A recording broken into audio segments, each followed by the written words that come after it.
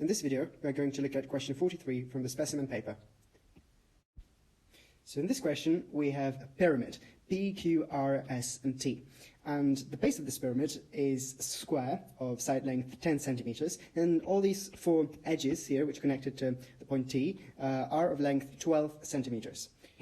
And our task is to find the angle between one of these edges, TP, and the square itself. So there are many ways to go about this, but they'll be all along the same lines of trying to find a triangle which has the angle in it and in which we know at least two sides, where we know their lengths. And the bonus would be if that triangle were right-angled. So can you find such a triangle in this diagram? A good choice, not the only choice, but a good choice would be the triangle PXT, where the point X is where a perpendicular from the square going through T meets the square. So there'll be a right angle here.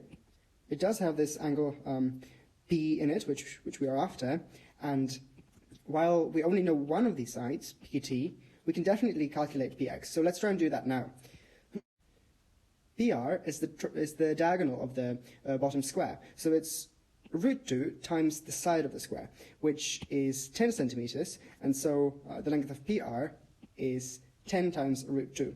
Remember that PR is twice the length of PX, so we need to divide by 2 to get to PX, and PX is 5 times root 2.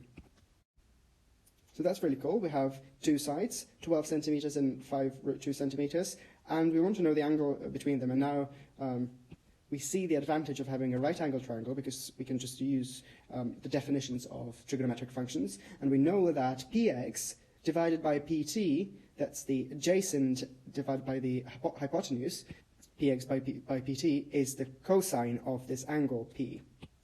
And when we plug in the numbers, we see that P, that angle, is the inverse cosine of 5 root 2 divided by 12. And in the exam, this was option F.